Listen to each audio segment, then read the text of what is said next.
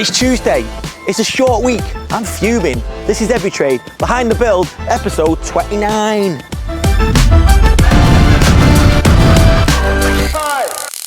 Welcome back to another episode of 𝗕𝗕𝗓 Behind the Build. Thank you for watching Sunday's episode and thank you for watching today's episode. Another short week. They come thick and fast. I know a lot of people love them, but I personally find them a real struggle. I struggle when I'm at home, when I'm not working, and I get back into work and there's so much to do. I feel like this morning, and what time is it now?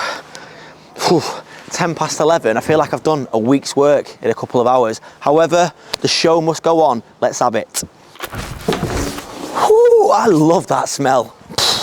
So, you remember in last week's episode, Sunday's episode at Project Cranbourne, the one where the steel frame was too low for the customer's liking. So, Adam and Eve have now cracked on and we're starting the heavy lifting to raise that steel up with my idea. Let's have a look. Yeah. Good job. Yeah.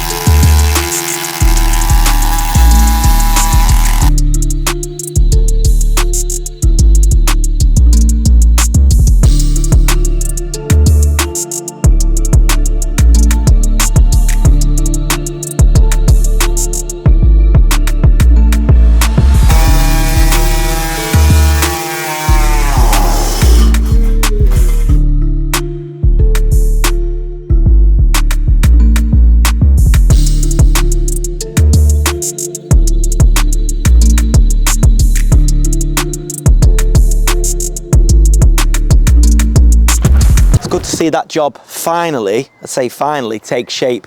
We'll bring you the end result of that in Sunday's episode, hopefully. So, you remember in Sunday's episode I talked to you about the school job we've had to sort of rush through because we've got a school where it's leaking in and the kids are getting wet and they've had to evacuate the classrooms. I talked a bit about the state of the condition of schools, and that's a whole different video. Quite a few people agree with me and they knew exactly what I was talking about. So this is the job.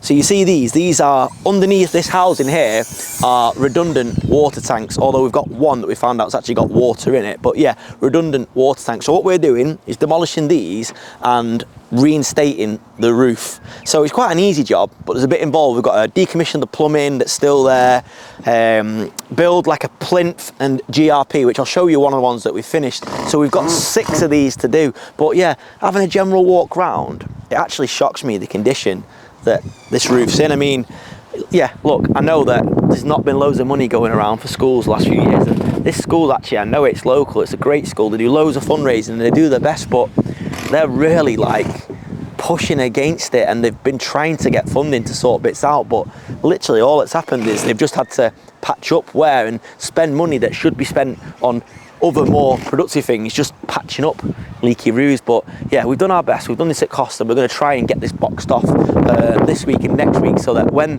the kids come back, because it's holiday at the moment, they'll come back to a dry classroom and they won't get rained on. So this is one that's about halfway through the process, and this is Sean, aka the Bizzle, who you've met briefly. He's one of my main men. Yeah, but we keep you in hiding. No, we have to keep you away from it. Where have you been? Durham, Newcastle. You don't even like me in Manchester. Have you not finished those jobs yet? No. How many windows do you have to put in? 2. 100. Yeah, something like that. No, it's about 360 like that, yeah. actually, isn't it? It's a lot more, yeah. Right, so talk us through this process here, Bizzle. What's actually happening? Well, basically, they've got these big water tanks all over the roof. There's 6 of them in general. They're redundant now. They're not being used, and they're causing all sorts of issues. You can see the state of them. They're just, and water's getting in. So basically, we're getting rid of them. We're chopping them down. We're leaving a bit of a plinth. We're giving them a 50mm fall, so you're never ever going to have any problem with water. Yeah. And basically just cure the problem. Yeah. And all these tanks were out of action, weren't they? But one of them was still full of water. One was still live, so we've had TC out this morning, Tom, and he's drained it, got it all safe, and we've took it out. Yeah, decommissioned it. So how long do you reckon we're going to be on this job then? Friday. Friday? Done? Dusted? No, next Friday for these lads. You're out of it. Yeah, you go back to Durham, aren't I'm you? going back to Durham on Monday, yeah. Oh, it's nice having you back in Manchester. I like being here. Yeah, is your missus glad you're back? No, I think she wants me back away. I mean, she's like, you sure I don't want to work away? It's good to have you back. Well, you crack on anyway, because I know time is money.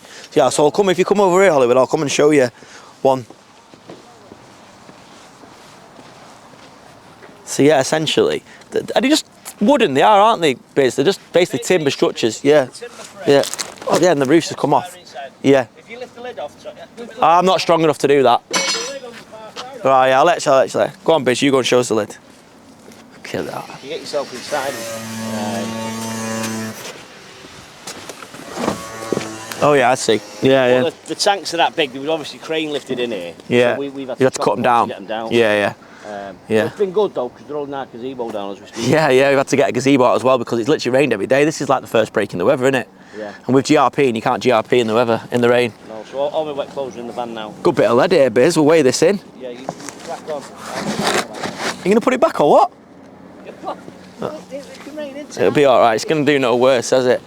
So yeah, it's this has been like this, apparently, for nearly like 10 years, leaking in, and they've just been patching it up and trying to basically make do. I do feel sorry for schools.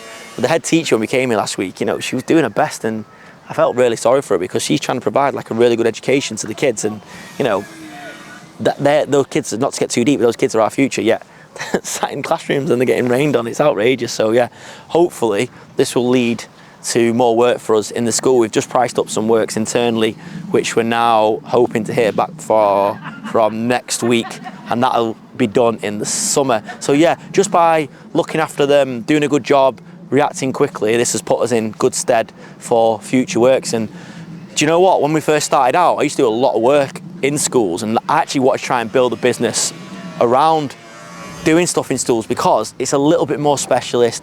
You're not pricing against every other builder on the road. So yeah, and we sort of just moved away from it, but to get back into that would be really good for us. So yeah, nice to be doing a good thing, but also hopefully leading to more future opportunities for us. So here's one that we've finished. This is a smaller one. That was the tank that we've decommissioned and moved out the way. That'll be cut down so we can take away, get it down off the roof safely. We're not actually that high here, to be honest. It's a single story height. And this is one where we built the plinth and GRP'd it. Again, it's really difficult because they're fighting against the weather. And, they've got one gazebo, but GRPing in the rain is a bit of a no-no. But we really have one opportunity here. We've got to open it up. The minute that's removed, the room below is exposed to the weather, so we've got to get it capped and the roof covering on pretty much straight away. But yeah, it's nice. I like being on roofs. Something I find quite peaceful about it.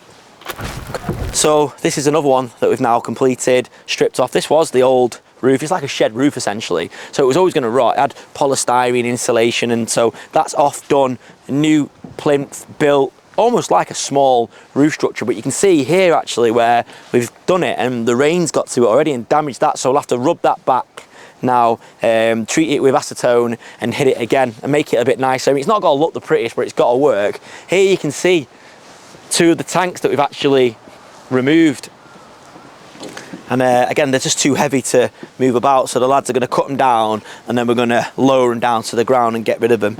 So yeah, it's funny really, because we build extensions, we do nice high-end bathrooms, kitchens, everything, but we're multidisciplined. This is the kind of job, this would probably put a lot of our builders off, because there's nothing glamorous about this type of work, but I see that you can make money from this kind of stuff. So I believe that all builders, all contractors should have a multi-pronged strategy in that, yeah, do your domestic work, do some commercial work, try and work in schools, but also do your high-end pretty stuff, but do your remedial and repair work, because there's actually more money in that sort of stuff. Even though we're doing this at cost, if I was doing this with profit, there's actually a little bit more money in it, because we have had to have different levels of skills and specialism on this one job. We need a joiner, we need someone that can decommission the tanks, we need someone that can do the GRP, and we've got all that in-house because all our guys, by and large, are multi-skilled, and if they haven't got a specific skill set, we've brought someone in and we employ someone that's got that skill set, i.e. the engineer, the plumber. So yeah, right, back to the office now, and Dale had a job come in this morning. It's a customer that's used us before. The turbo has gone. We've managed to get the part today, and Dale is going to try and get it in and out and back to him by close of play today because they are mad busy, just like us. Over to Dale. Hello, so got a little Citroen Berlingo in today. It's got an oil leak straight from the turbo, so it's looking like the turbo seals have gone. Ordered a new turbo, I'm gonna get stuck into this. Yeah, jobs keep coming in, it's great, keeping us busy. Waiting on a few parts for our van, for the wet belt, then I can continue with that. Got turbo here. I'll show you a few bits around that and show you what I'm getting up to today. So yeah, got a new turbo here. Comes with some oil there just to get it so it doesn't run dry at all. Gaskets, seals, rubbers and stuff like that. And yeah, it's a complete brand new unit which we're going to be putting in the little Citroen Berlingo today. So I'll get a nice video of me doing that and see how we get on.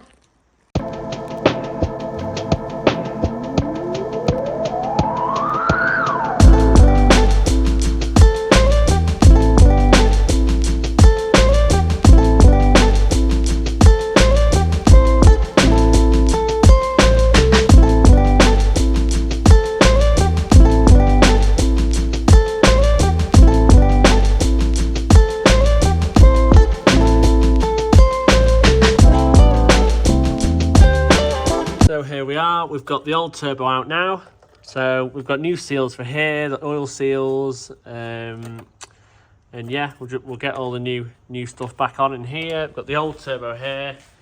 It was actually leaking from inside the turbo and passing through the actuator and through into the exhaust, because the customer was saying they had a bit of smoke coming out the exhaust as well, so it was clearly burning it away and it was leaking through here. So that is the issue there.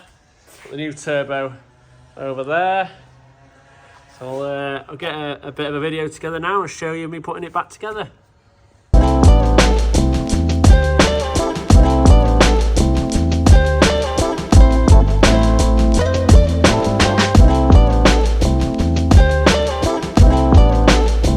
So I've said it a few times now, but that side of the business, Dale's side, is so busy that Alex and I are really reviewing whether it's worth getting extra space and taking someone else on in that side of the business. But that's a good thing, right? It's just hard at the moment keeping up with everything, our own stuff and other people's stuff. At the moment, we're probably prioritising external work because it's actually sellable, paid work as opposed to our stuff. But got to remember, the primary reason Dale's here is to maintain our own fleet and our plant. But yeah, another good productive day. Weather's not too bad. Back tomorrow.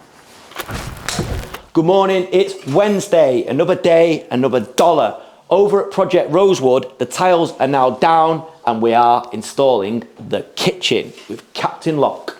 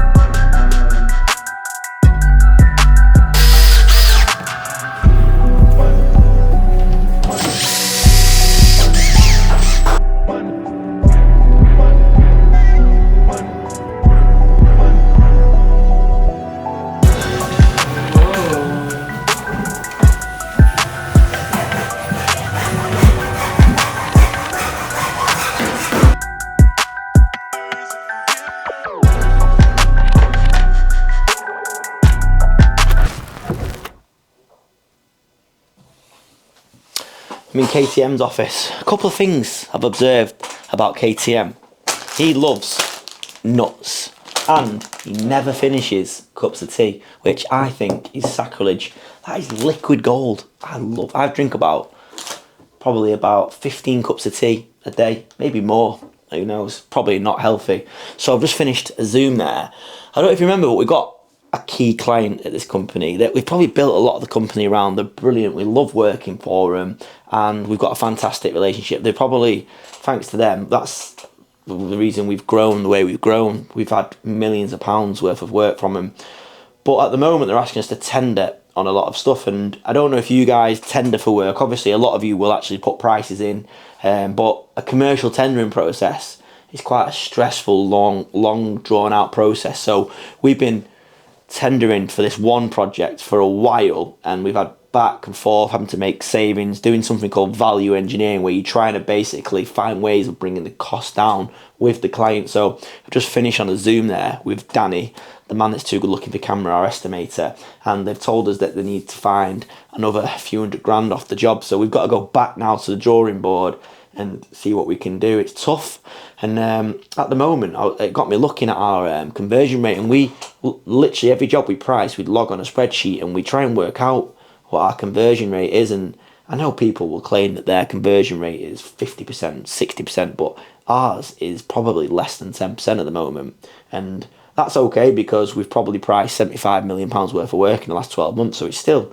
decent, but it's not. Imagine I can get that up. It's not where I want it to be. Imagine I can get that up higher. It'd be amazing. But then I don't know. Maybe this is the spot what we want to be at. But you know, if you're too busy, you can fall over and you can overtrade. But I would say that our conversion rate is lower at the moment than it has been for the last 5 years. Honestly, we've tracked it for about 5 years, and it's riding below 10%. Before now, I've had it up to 30%, which is great. But it's okay because we're dealing in big jobs. So if you win one job that's worth £3-4 million, then happy days. It doesn't matter what your conversion rate is. However, yeah, it's something to think about.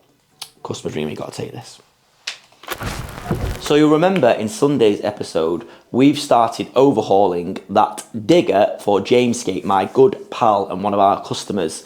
Warren has been working his magic, and we're pretty pleased with the results. We're going to take you on the whole process now from start to finish and show you the end results. Let me know what you think.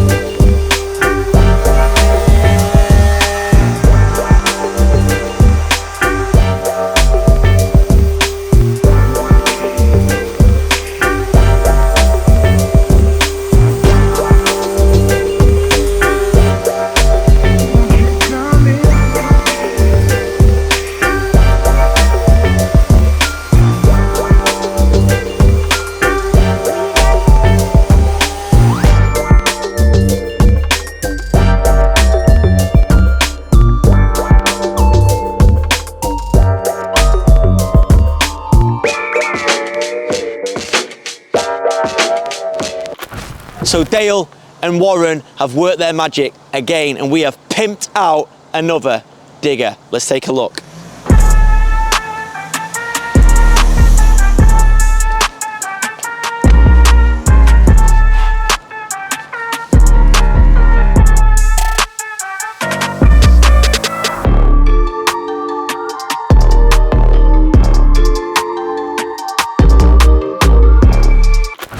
How good does that look?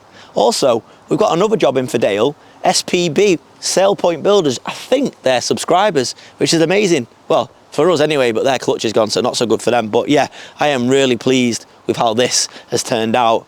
It was an old, tired looking machine, and yeah, it's not perfect, and there's probably a few more things we would have done, but James, this was the brief, and he is over the moon with what he's got. So yeah, in his company colours too.